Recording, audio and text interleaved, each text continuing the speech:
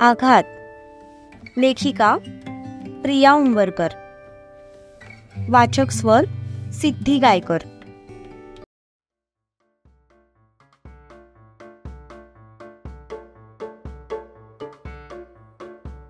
तुम्ही काही पिऊन आलात का? पत्रिका बघायला माझी जन्मतारीख तरी माहिती का तुम्हाला?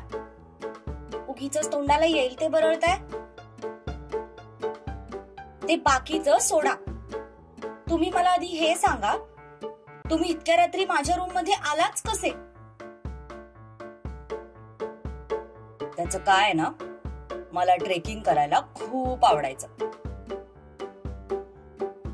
त्याचा इथे काय संबंध? ती म्हणाली. पण तिला लगेच काहीतरी क्लिक झालं. तशी ती डोळे मोठे करून त्याच्याकडे बघायला लागली. ती लगेच बाल्कनीत गेली तर साहेबांनी एक रोप वरती टाकला होता आणि त्याला पकडून चढूनच ते वर आले होते. ते बघून तर तिने डोक्याला हात लावला. मी माझं चॅलेंज पूर्ण केलंय. नाही, तुम्ही चॅलेंज हरलात. मी सांगितलं होतं की सगळ्यांसमोर यायचं आणि तुम्ही चोरून आलात, म्हणजे तुम्ही हरलात. चीटिंग करायची नाही. तू बोलली होतीस सगळे असताना येऊन दाखवा. मग घरात सगळे आहेत तरी मी तुझ्या रूम मध्ये आलोय. आणि तू जर म्हणत असशील ना की दरवाजातून यायचं, तर ठीक आहे, मी ते पण करून दाखवतो. खाली जाऊन बेल वाजवतो आणि मग तुझ्या घरात शिरतो.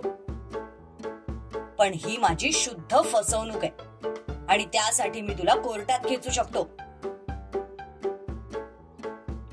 तुम्हाला ना वेड लागले. तुम्ही प्लीज जा बरं. 2 वाजतायत रात्रीचे आणि तुम्ही चोरासारखे काय घरात शिरलात माझ्या? तुम्हाला रात्रीची झोप येत नाही? नाही ना, तूच बोललीस ना ही चॅलेंज पूर्ण केल्यावर आपल्या हनीमूनचा एक डेमो होणार.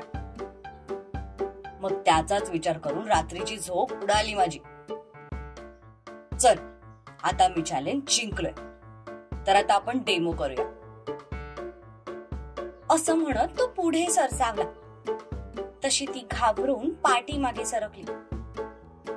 तिला लगेच थोड्या वेळापूर्वीच ते स्वप्न आठवलं, जे फक्त तिच्यासाठी स्वप्न होतं. पण ते आठवून तिच्या अंगावर काटा आला. जर स्वप्नात हे सगळं असं असेल, तर प्रत्यक्षात हा बाबा काय करेल याचा विचार करूनच तिने एक आवंढा गिळला. ती तिच्याच विचारात होती. तितक्यात तिच्या गळ्यावरचे केस बाजूला झाले आणि त्यासोबतच त्याच्या नरम ओठांचा स्पर्श तिला गळ्यावर जाणवला. तसे तिने डोळे बंद करून घेतले. I just like your smell. एक वेगळीच नशा आहे तुझ्यात, तो म्हणाला. ती मात्र गोंधळलेल्या अवस्थेत तशीच उभी होती. थोड्या वेळातच तो तिच्यापासून बाजूला झाला. त्याने पाहिलं तर ती अजूनही डोळे बंद करून उभी होती. तो बाजूला होताच मात्र तिने डोळे उघडले. दोघांची नजरानजर झाली. तसं त्याने एकाच हाताने तिचे केस पकडले आणि तिला जवळ ओढलं. नाही ना सहन होत, मग असे चॅलेंज करायचे पण नाही, समजलं? तो तिच्या डोळ्यात आर पार बघत म्हणाला. पण ती पण काही कमी नव्हती. न घाबरता ती त्याच्या नजरेला नजर भिडवत होती. मध्येच त्याची नजर पुन्हा तिच्या ओठांकडे गेली. आता आलोच आहे, तर काहीतरी घेतल्याशिवाय कसं जाणार? असं म्हणत त्याने तिच्या परमिशनची वाटही न बघता तिच्या ओठांवर ओठ टेकवले. ती पण आधीचीच त्याच्या नशेत होती. त्यामुळे तिने पण त्याला प्रतिसाद द्यायला सुरुवात केली.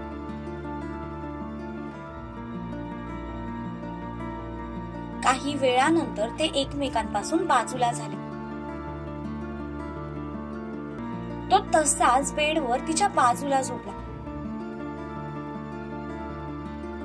दोघेही मध्येच दोघांनी एकमेकांकडे पाहिलं आणि दोघांनी पण हसायला सुरुवात केली.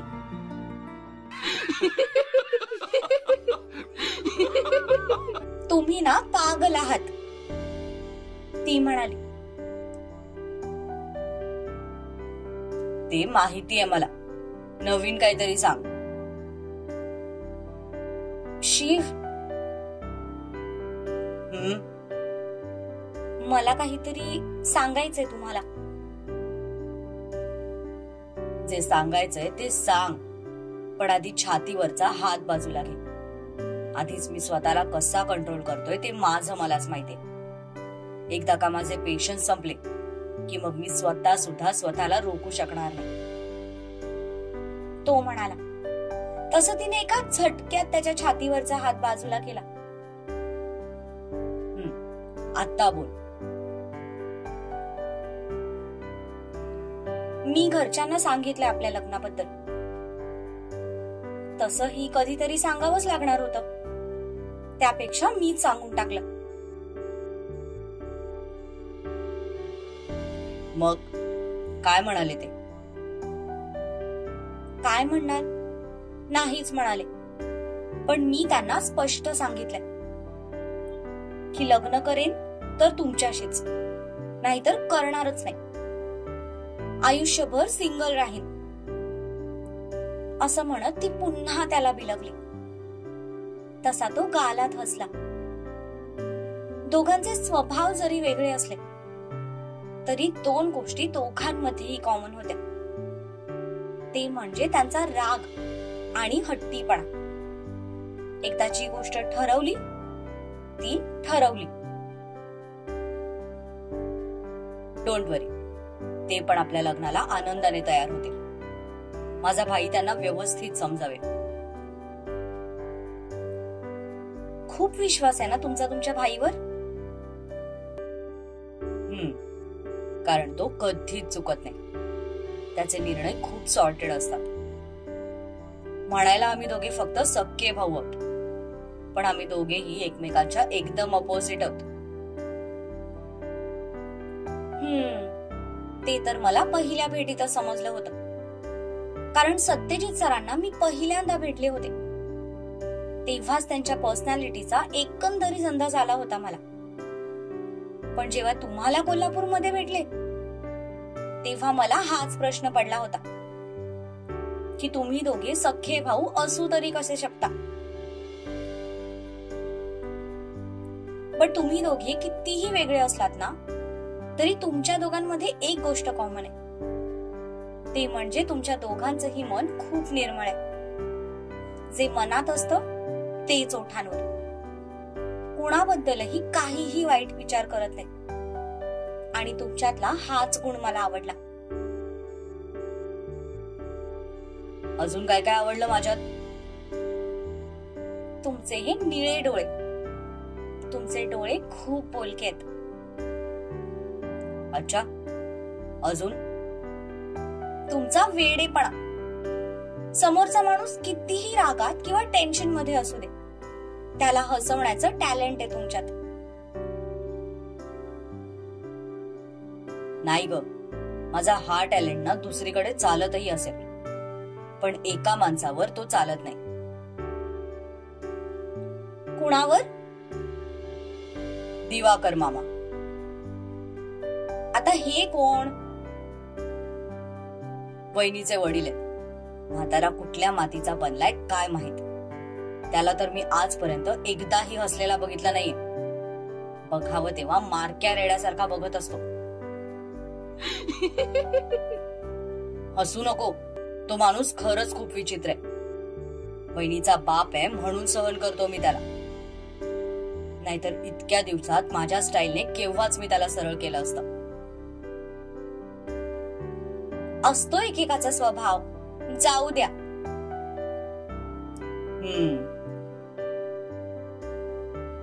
बरं मला सांगा, तुम्ही माझ्या प्रेमात कसे पडलात? तुम्हाला तर माझा खूप राग येत होता ना?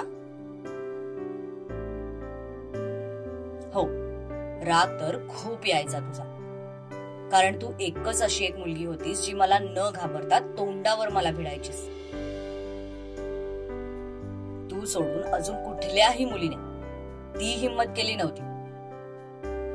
जसं तुला मी आधी सांगितलं की माझे खूप सारे रिलेशनशिप्स होते, पण त्या मुली फक्त माझे गुड लुक्स आणि पैसा बघून माझ्या सोबत आहेत हे त्यांच्या एकंदरी वागण्यातून मला कळायचं. आणि ती गोष्ट कधी मला बॉदरही करत नव्हती, कारण मी त्या रिलेशनशिप मध्ये सिरियस नव्हतो. माझा पण टाइमपास सुरू असायचा. पण प्रत्येक वेळी तू नव्याने माझ्या समोर यायचीस, कधी बेधडक, कधी इमोशनल, कधी खंबीर, तर कधी चालाक. त्यामुळे नकळतपणे मी तुझा विचार करायला लागलो. आणि जेव्हा मला समजलं की तू भाईसोबत पैज वगैरे लावली होतीस, तेव्हा तर मला तुझा भयंकर राग आला होता. आणि तोच सगळा राग मी तुझ्या घरी येऊन तुझ्यावर काढला. पण जेव्हा तू कोल्हापूरवरून पुण्याला आलीस, तेव्हा जाणवलं की माझ्या लाईफ मध्ये सगळं असून काहीतरी मिसिंग आहे. आणि त्यात तो विलन मध्येच टपकला. भाई आणि वहिनीने लग्नासाठी मला तुझा विचार करायला लावला. तेव्हा पण मी कन्फ्यूज होतो, कारण तुझ्यासारखी मुलगी मला कशी काय आवडू शकते तेच मला कळत नव्हतं. थोडक्यात मीच माझ्या फिलिंग्सना इग्नोर करत होतो. सगळं क्लिअर दिसत होतं, पण तरीही मी कळून न कळल्यासारखं करत होतो. पण जेव्हा तुला त्या गुंडांनी माझ्या समोर उचलून नेलं, त्या मधल्या वेळात मी जे काही फील केलं ना, ते मी तुला शब्दात सांगू शकत नाही. माझ्या फॅमिली मेंबर्स नंतर मी पहिल्यांदा कुणासाठी तरी इतका पॅनिक झालो होतो. तुला गमावण्याची भीती खूप त्रासदायक होती. आणि तेव्हाच माझ्या लक्षात आलं की येस, आय लव्ह यू. तुला मी कुठल्याही किमतीत स्वतःपासून दूर करू शकत नाही. मग तुझी मर्जी असो वा नसो. आणि आता तू जर माझ्यापासून दूर जायचा विचार जरी केला ना, तरी मी ते होऊ देणार नाही. कारण जे शिवराज पाटीलचं असतं ते फक्त शिवराज पाटीलचंच असतं. दुसरा कोणी त्यावर नजर सुद्धा टाकू शकत नाही. समजलं? तो दोन्ही भुवया उंचावर तिच्याकडे बघत म्हणाला. पण ती मात्र भान हरपून एकटीच त्याच्याकडे बघत होती, कारण तो पहिल्यांदा तिच्याबद्दल इतकं भरभरून बोलत होता आणि तिला ते ऐकायला आवडत होतं. काय झालं? अशी का बघतेस? काय नाही, छान बोलता तुम्ही. मिसेस पाटील, मला जावं लागेल, खूप उशीर झालाय.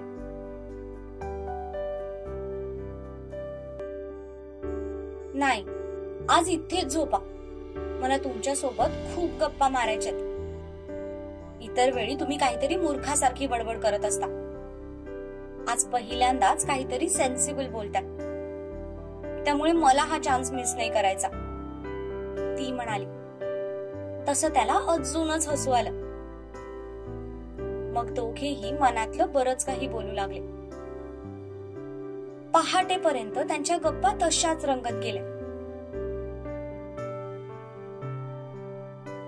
त्यानंतर त्यांना कधी झोप लागून गेली त्यांनाही समजलं नाही. दोघेही एकमेकांना मिठीत घेऊन तसेच झोपी गेले होते.